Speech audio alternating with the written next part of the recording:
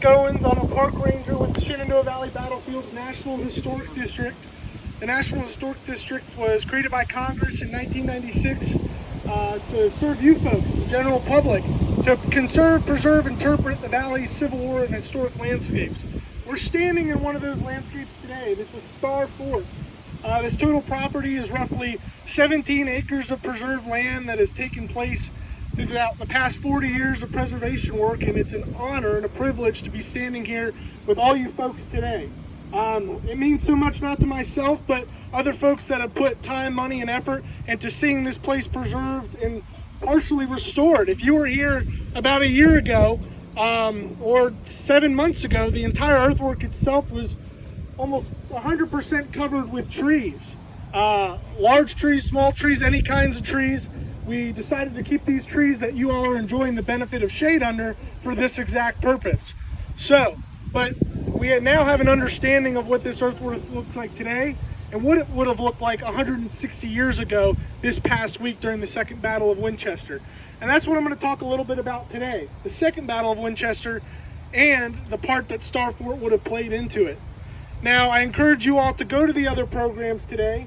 I believe there's a 4 o'clock battle overview that's in tandem with the artillery demonstration out at the 3rd Winchester Battlefield Park. That'll be led by Park Ranger Aaron Seaver. That'll do a total overview of the entire battle, and it'll go into a little bit more detail about the campaign that this battle is a part of, and some before and after details that I can't spoil while we're here today at Star Fort. But I'll give you a brief rundown about how we end up here. So the Second Battle of Winchester is going to begin as a result of Confederate forces that are in the Army of Northern Virginia that is on the eastern side of the Blue Ridge Mountains. They're going to fight the Battle of Brandy Station, which is near Culpeper Courthouse, today Culpeper, Virginia. These forces will move in a northwestern direction to cross the Blue Ridge Mountains and enter the Shenandoah Valley at a point called Chester Gap. Chester's Gap is the gap that 522, modern day 522, goes through as you're leaving Front Royal, Virginia. This Army of Northern Virginia is under the leadership of Richard Ewell. Richard Ewell is the newly appointed 2nd Corps commander of the Army of Northern Virginia. This is the former corps of Stonewall Jackson, who would die as a result of pneumonia during the Chancellorsville battle in early May of 1863. So Richard Ewell is no novice to the Valley. However, he is here a year prior in June and during Jackson's Valley campaign here in the Shenandoah Valley at the battles of 1st Winchester as well as Cross Keys and Port Republic. So Richard Ewell is leading the Confederates across Chester's Gap and entering the Shenandoah Valley around June 11th of 1863. And as they make their way into Front Royal, Ewell's going to make the decision to split up his corps by its divisions, sending Robert Rhodes's division up what we know today as 340 out of Front Royal. He'll send Edward Allegheny Johnson, his division, up what we know today as 522 or the Front Royal Pike. And he'll send Jubal Early, this gentleman right here, Jubal Anderson Early's division, across the road connecting Front Royal and Strasburg, or Front Royal and Middletown, and going to take via the Valley Pike, or what we know today as modern day Route 11, northward to Winchester. It's a very strategically planned 3-pronged attack, and these divisions under the leadership of Ewell are going to then move north. Robert Rhodes' objective is to move through Berryville and then up to Martinsburg. There's federal forces all throughout this portion of the Shenandoah Valley. Federal troops or Union troops are going to be in Berryville, they're going to be in Martinsburg, and they're going to be here in Winchester. The main Union force here in Winchester is Robert Milroy's 2nd Division of the 8th Army Corps, about 8,000 men. And this isn't their first couple days in Winchester. They'll arrive in Winchester in January of 1863, and they'll be here during that period constructing earthworks, including the one we're standing in and many others I'll mention today. Robert Milroy is here. He's got part of his division spread out between here and Berryville and some other Union forces as well as Martinsburg. So as the Confederates are approaching, Milroy gets wind of this, and he'll send some scouts. And on June 12th, regiment from the 87th Pennsylvania will come in contact with Confederates near the general vicinity of Middletown, between what we know now today as Stephen City or Newtown and Middletown. This will be on June 12th. So Milroy knows something's afoot. He'd been getting messages before from command to be prepared to leave, but he never got direct orders that ended up on his desk for him to fully evacuate Winchester. So he's going to hold his ground. On June 13th, Confederates will finally arrive on Winchester with Edward Allegheny Johnson's troops coming on the eastern side of Winchester via modern day, the Front Royal Pike or 522. And Jubal Early's army is going to be all the way up in the Kernstown vicinity. So where we know today is like the Kernstown Battlefield Park, and that area is Pritchard's Hill, where many other battles during the Civil War are going to begin. So will this Second Battle of Winchester begin on the foots of Pritchard's Hill. And there will be some skirmishing and some engagement along the Valley Pike and Pritchard's Hill there, being pushed, Confederates pushing Federals all the way back into the area of Bowers Hill. So where John Hanley High School is today in the city of Winchester, fighting will be pushed all the way back to there. At this point, this is June 13th. Fighting is going to cease and resume on the 14th. Now there was an awful storm the night between the 13th and the 14th, a storm that we were been praying for, like the one that just happened yesterday. Heavy rain. And as that morning begins, Jubal Early and Richard Ewell will climb Bowers Hill to observe what they're getting into now. They've got most of their Confederate force here, so they're going to climb that hill and scope out Winchester and its defenses and what Robert Milroy has been up to for the past 6 months. And what they're going to find is a large fortification, which is from us about a quarter of a mile to the south this way. That's Fort Milroy, formerly Fort Garibaldi, and it had some other names by this point in the war as Fort Milroy. It's a diamond-shaped fortification with some massive heavy siege guns in there. They're going to see Star Fort, the present fort that we're standing in. They're going to see off about half a mile or a mile to the west of all these forts is another fort called West Fort. So he's trying to, Ewell and Early are trying to make a plan.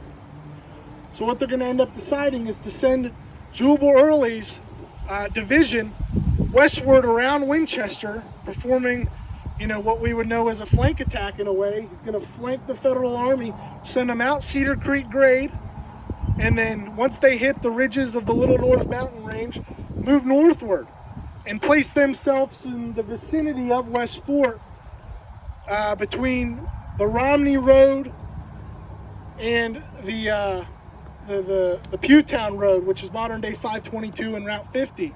They're going to place themselves in some ridges and some trees there. In those trees, as they're setting up right across from West Fort. So if we all walk this way a little bit and walk towards the cannon, and you look at the gap in the trees, that next section of woods you see, that's where West Fort would have been. Put it in perspective where we are. On the other side of that is modern day Route 37 and some orchards that now sit in front of that. Well, the ridge line that's across that field from West Fort was littered with trees at the time of the battle. And as Confederates are now, after they flank attack, Jubal Early's division is going to enter these woods. And as they're in there, they're rolling out the guns. Early's preparing to perform an attack on West Fort. Well, they go up to a tree and they find a note. They look at this note. What does it say?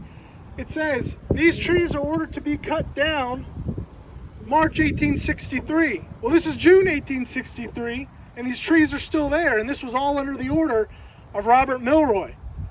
So if these trees were cut down, maybe this wouldn't have happened. But under the cover of these trees, Jubal Early is going to roll out some cannons and point them in the direction of West Fort. Now, who's in West Fort? A couple regiments of Ohioans armed with Henry repeating rifles. A battery of artillery is going to be placed up there. And at around 6 o'clock, when everything's in position, those guns are going to open fire on West Fort and bombard for about 45 minutes. West Fort will be under attack. After that, the guns will cease fire.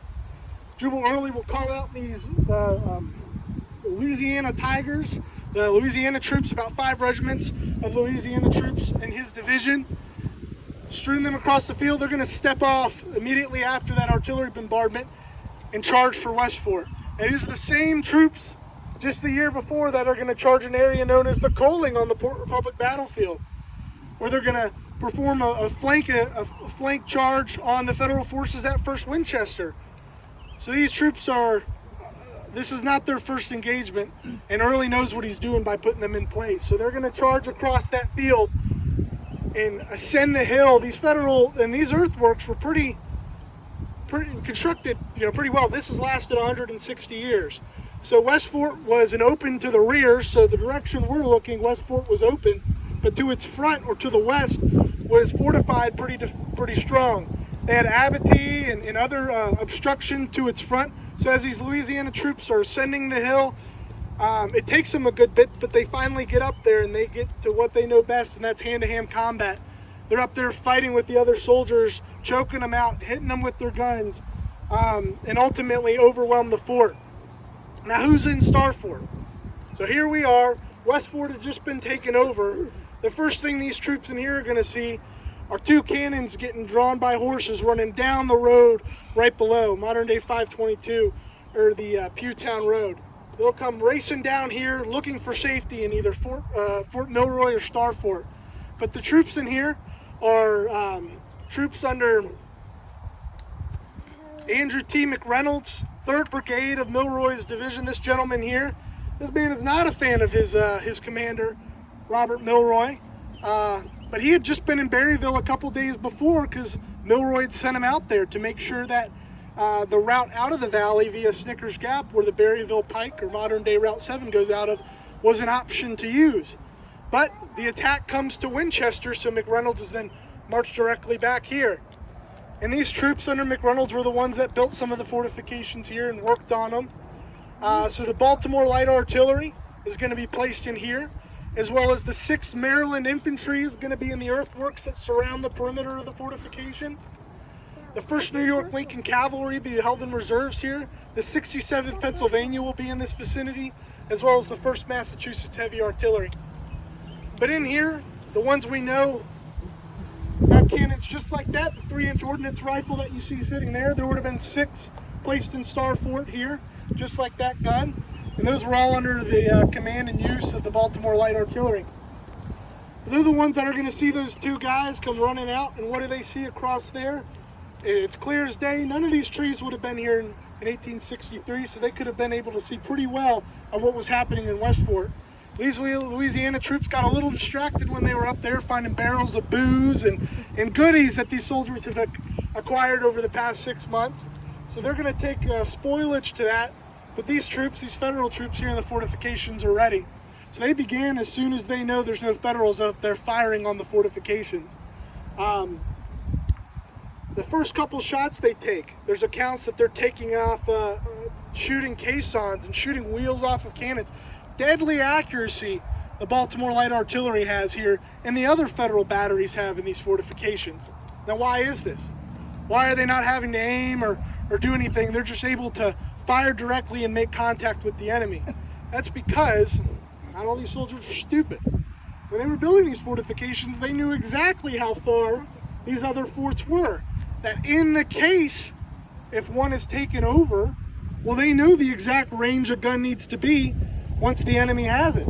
So these troops in here, the Baltimore Light Artillery, didn't need to cut the fuses right then and there. These fuses were already cut. And as they knew the Confederates took over West Fort, they began firing directly with, like I said, deadly accuracy. But it's these Marylanders from the Baltimore Light Artillery. There's an account that says the troops, the Confederates that take over West Fort and begin firing back, they say the 1st Artillery Battery that begins, that gets put into use is another Baltimore Artillery unit, but for the Confederates. And one of the brothers that's in here with this Baltimore Light Artillery has a brother over there on the Confederates. But there's an account of this gentleman here, the lieutenant in the Baltimore Light Artillery. This is Lieutenant Peter Leary Jr., who the men did not think highly of up until that point. But they say during this fighting, which was vicious fighting and intense loading and firing of the cannons here, They said Lieutenant Leary stripped off his coat, took in hand loading and firing a cannon in his shirt sleeves, cheering and hurrahing at every successful shot. This gentleman here is another one, Frederick Wild. He's in the Baltimore Light Artillery. He's the one that's going to write a very detailed memoir of his time in service and specifically the engagements here at Star Fort. But they say as the fighting begins and they're loading and firing these 3-inch ordnance rifles, they're having to work them on their knees to not stand too tall next to the cannons to be of a target. But Frederick Wild here says he wanted to get a better view. So he climbed the parapet, wanted to see what he could see so he wasn't down low next to the gun. He says he mounted the parapet with another comrade for that exact purpose.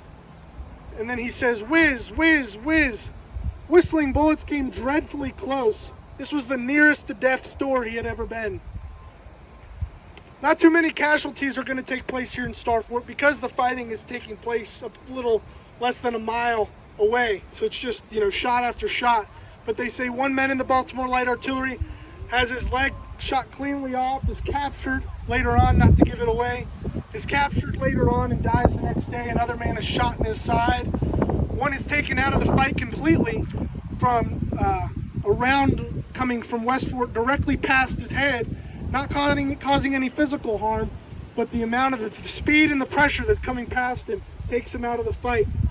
There's also accounts of the amount of horse flesh lost here in Star Fort from the artillery and shrapnel coming in from West Fort. They said a black wheel horse was had a piece of its throat torn out, and then every time it exhaled, blood would splatter over the men. After a good part of that bombardment between West Fort and Star Fort and Fort Milroy, the sun is setting, it's getting darker. The 6th Maryland Infantry and other infantry units that are out in front of Star Fort are called in. They're hunkered in on the on the mounds you see in front, next to the guns, aiming downrange. They're preparing for a Confederate attack. Does one come? Well, if you ask a lot of the Federals after this battle, they assume there's a massive Confederate charge that takes place on these fortifications, but there's no Confederate accounts that depict this. We assume it's either skirmishers or some other engagement, but no large-scale attack happens here. And that really sums up as the night sets here and the cannons stop firing. That's what will really conclude with no change other than early taking over West Fort earlier in the day. But it wasn't just the soldiers in these fortifications that had a good experience or had good accounts of what took place here. The citizens in Winchester had, a form of entertainment in a way, watching this bombardment take place into the night of June 14th, 1863. Laura Lee writes, about 7 o'clock, Mr. Brown, who was a neighbor of hers, sent for her to come up to the top of their house, from which we could see the whole scene perfectly. The whole scene being this bombardment. It was a grand but terrible sight, she says. We could see the flash of gun in the forts and shells from our batteries exploding in the air directly over them and falling in among the unfortunate creatures crowded in there. Mary Greenhow Lee, whose picture this is here, writes, it was a magnificent sight. Every moment the red glare and deep sound of the heavy siege guns altogether presented a scene and aroused feelings I shall never forget. So the citizens in Winchester were climbing to their roofs watching this bombardment take place throughout the night. During that same time, as this is all taking place and as it's concluding, Robert Milroy will hold a council of war and decide that it is time to pull out of Winchester. The Baltimore Light Artillery is reluctant, but they are ordered to spike their guns and leave them here. Munitions are exploded, cannons and other equipment is dumped down the wells of the fortifications, and everything's abandoned. Horses are let go. Anything that makes noise is left behind. And these soldiers, and what you can't see today, which hopefully you can see in the future, is directly behind you all, about a quarter of a mile, is Route 11 or the Valley Pike. So from this view, where we were looking before, you can tell how it was some sort of a defensive position. We're about 870 feet in elevation, but that way you'd have a whole view of the Shenandoah Valley. So as I encourage you when you leave here, to go up to the stop sign in the neighborhood and just look off into the east, you'll be able to see why they built these fortifications here. But the Valley Pike is that way, and Robert Milroy knows if he's going to get out of here, he's got to go north and then east. He knows that troops in Martinsburg, and he cannot use the Valley Pike to get out to Martinsburg. He knows his only way out is to Harper's Ferry, and that's the old Charlestown Road. So that's what will happen. All the troops here will pack up their stuff and leave many things behind, head towards the Valley Pike. But it's not just soldiers, not just officers, but there's some other people that were still in the fortification here, and there's many accounts of this. Contraband, enslaved African Americans or freed African Americans at this point during the occupation of Robert Milroy. Many formerly enslaved and now freed or working for Milroy knew that the battle was here, and many sought refuge in these fortifications, hiding in the backsides of the fort away from the fighting, but close to the army as they could be. And as all the chaos of the battle is ensuing and then now concludes, they're trying to get out as well. So this was a safe haven also for many folks during the battles, because they knew the town wasn't safe as well, as you had Confederates on the complete other side, on the eastern side of Winchester as well. Now the fortification does not cease to be used after the Second Battle of Winchester, after this battle concludes. But the fighting will then continue on June 15th as Robert Milroy's men are trying to get to Harper's Ferry, and that will get covered later at the 6 o'clock, 5 o'clock? 5 o'clock program, so I encourage you all to go to that to learn about what happens on the 15th, because this is a 3-day battle, and it's not over just because the guns have went quiet here in the forts. But afterwards, there's many prisoners captured. And where are they brought to? They're brought back into these fortifications, held here as prisoners. These same earthworks that they had built for 6 months and lived in and enjoyed time and company are now being held here as prisoner, not knowing what's going to happen next. So this is the last time many of those men, many of those soldiers will see the fortification where they had just fought so hard and bravely in days before. So does anybody have any questions? Where's Milroy during this? Is he at Fort Milroy? So he's at Fort Milroy. Fort Milroy, like I said, was also known as Fort Garibaldi because it was built by some of the Garibaldi Guard in 1862. But when it was, worked on and built up in the winter and the spring of 1863, gets the name Fort Milroy. That's where Milroy's going to be mostly during the battle. There's an 80-foot flagpole, so it's also known as Flag Fort as well. This 80-foot flagpole is not only going to hoist a flag, but on occasion, and on June 14th and days before the Second Battle of Winchester, Milroy will get into a basket and be hoisted up 80 feet into this flagpole and have his spy glasses and be looking out across the landscape here. The issue he runs into, though, is that I mentioned Bowers Hill on the first day, where Ewell and Early go to spectate and plan the next days of this fight. The entire Confederate army is on the other side of Bowers Hill, while their commanders are up looking at what's in front of them. As Milroy's up on that flagpole, he can't see what's on the other side of that hill. So he has no idea the entire Confederate army has basically entered Winchester at that point. He can't see what's past West Fort. He can't see what's past Star Fort. So he's only got good vision of the surrounding area that he has men in. Any other questions? Yes, sir. Is West Fort still there now, or is it? People have told me remnants possibly could remain, but there's a house up on the hill where it is now. Based off LiDAR imagery, which is like scanning of the landscape, nothing really comes up with that. Highway 37 runs right at the base, which cut off basically half of the hill that the Confederates would have assaulted across. So there's not much left of that. So as for West Fort, nothing to my knowledge. I do know half of Fort Milroy remains. The other half was plowed away or developed or graded at some point, but based off LiDAR imagery and some archaeology done up there, half of Fort Milroy is there. Jeff, what's General Lee trying to do with all of this? Yeah, thank you, Craig. Thank you. What's the goal here? So this battle is clumped into the Gettysburg campaign. So it's ties with Gettysburg. So this is the goal. Is the whole point of this army crossing into the Shenandoah Valley? People might wonder why Winchester. Well, Winchester sits in the heart of this lower portion of the Shenandoah Valley. All these roads connect here. Well, General Lee is trying to get north and invade into southern Pennsylvania. So this, weeks later, will lead to the Battle of Gettysburg, what we all, or hopefully all we know today. But Lee is trying to get north. Lee can't get north. He could go around Milroy, but if he needs to get out of Pennsylvania, which he will weeks later, and get back into Virginia and cross the Potomac back into the Confederate States, he can't have a federal army, whether it's 8,000 or 20 people, in his rear. So he needs to clear the way for this avenue to invade, and that's why the valley is often called this avenue of invasion. Multiple times, Robert E. Lee and other commanders will use the Shenandoah Valley to invade the North. They'll do it a year before in 1862 during the Maryland campaign, which will include the battles of Antietam. Later on in 1864, when Jubal Early has higher command and he'll invade and go knocking at the gates of Washington, D.C., he'll use the Shenandoah Valley. So that's the goal here. That's Lee's goal, is to get north, to get into Pennsylvania.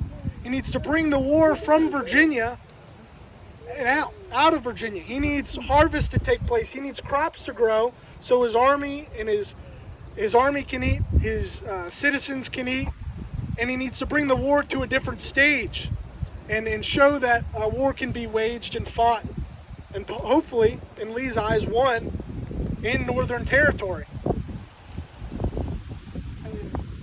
What about Sheridan's Valley campaign in '64? Was this used at all, or mostly just Collier down the road? Great question. So, was Sheridan's 1864 Valley campaign, did that use Star Fort? Depends on who you ask. If you ask me, no. The fortifications in the final phases of the Third Battle of Winchester would assist Confederate forces in forming their final defensive position, which was an inverted L-shaped position. And they'll be anchored in this, their far left flank will be anchored to Fort Jackson, which is like, oh my gosh, another fort? Don't worry. Fort Jackson is just a crescent-shaped earthwork at the base of the hill, same hill that Fort Milroy is on. It was built in early 1861 under General Jackson and Joseph E. Johnson. When they're here in 1861, they'll build this small crescent-shaped earthwork, and Fort Jackson will be the left flank of Confederates during the Third Battle of Winchester. Almost at the apex of this defensive line will be Fort Collier, and that'll be the time that fortification's used. Yeah, but at the base of this hill, down the hill from here, is where General Schoonmaker's 14th, Schoonmaker's Brigade of Cavalry and Averill's division of Phil Sheridan's cavalry will charge across this open ground in one of the largest cavalry charges during the Civil War and in the history of the Western Hemisphere. And this final attack into the Confederates, and those Federals will engage Confederates that are using that portion of Fort Jackson and charge and countercharge to ultimately take the hill, resulting in the awarding of the Medal of Honor for one of the Union cavalrymen. But that doesn't take place here in Star Fort. Any other questions? Yes, sir. The order to evacuate the fort, was that by signal or courier? I'm assuming courier. Wouldn't have been signal late in the night, but it's been in discussion here recently, and based off some work that was done a couple years ago, there may have been possible what's the word I'm looking for? Telegraph lines connected between the fortifications. So here, Star Fort, we're still researching that a little bit. So it could have been that, could have been courier. I'd have to look into that a little bit. You might tell them about the telegraph wire you guys have found. Yeah, it was in a cleanup possibly 10 years ago. Telegraph wire was discovered wrapped up growing into a tree here when they were cleaning up the fortification the first time to open it, and it was supposedly sent off, and experts looked at it and came to the conclusion that it was telegraph wire that was found here at Star Fort, which gives reason to believe that these fortifications were connected with telegraph wire to communicate with each other. So that's pretty impressive if that's the case, that these fortifications and this whole system of defensive networks were, up to that speed. Any other questions? No? You had a question. Yes, sir. You said the first New York heavy air artillery was near here. Typically, heavy artillery are gigantic regiments that have siege guns or fortress guns. Were they here as infantry, or why wouldn't they have siege guns here? So first, I may have misspoke, so let me correct myself here. So the 1st New York Cavalry was here. 1st Massachusetts Heavy Artillery was here. They were present, not in this fort with siege guns. I believe if they were present, they would have been there. Large siege guns were used with like 24-pound shot being fired from at Fort Milroy at West Fort. But the only artillery in place here at Star Fort were the 3-inch, ordnance rifles. Any other questions? Bruce. You mentioned there was one officer who didn't get along with Milroy. What was the entire command relationship like? Were there others that shared his zeal for abolition and all that? And I don't know if the disagreement between McReynolds was because of abolition, but that was a great question for who didn't hear it. Amongst Milroy's staff, did many share the same feelings of, towards Milroy? And I don't know. I just know McReynolds did not. From what I know, majority of them did. Milroy doesn't have a trained military background, but he does serve in many of the Indian wars and battles prior to the Civil War. He wants to be a patriot. He wants to be a leader. But first and foremost, he believes honestly that God had sent him to be a military player and do what he could to free slaves. So it's like the timing of it all is perfect for Milroy when he takes command and he's brought here to Winchester on January 1st, 1863. President Lincoln's Emancipation Proclamation goes into effect, and Milroy's like, yippee, I can make something happen here. So he issues his own freedom to slaves on January 5th, posts that all over Winchester, and by the time Milroy leaves here, it's estimated between that period of January 5th and let's say June 15th, around 5,000 African Americans will be freed as a result of Lincoln enforcing the Emancipation Proclamation. So just here in a couple days, many of you will get to sit on your couch on Monday and celebrate Juneteenth, because that was the last place where slaves were freed in the South in Texas in June 19th, 1865.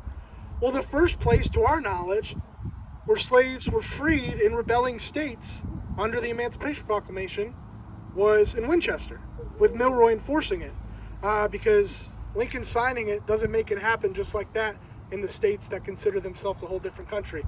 So next time you're driving around Winchester, maybe it deserves its own holiday. I don't know. But you got one day off. There's another one in January.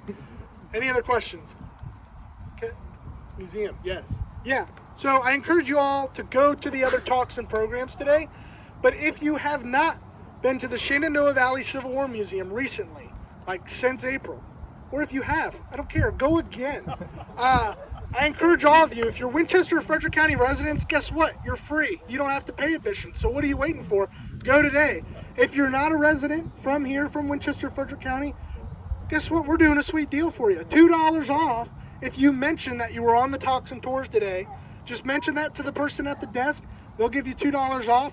I highly encourage you to go to this museum if you haven't already. It's a $750,000 museum renovation that just took place, and it brings DC and Smithsonian level museum quality here to this side of Virginia. And it's a hidden gem as of now for some reason, but this is a gem we want to bring nationwide, globally. So we encourage you to go today. Tell your friends to go. Spend some money in the gift shop, but go experience the entire Shenandoah Valley Civil War history in this exhibit. So while also going to the other programs today, the museum will be open till 7, so you've got time to go. So I highly encourage you to go today. Yeah, without further ado, I guess that's it. I want to thank you all so much for coming out. Please go to the museum and keep history alive. Thank you.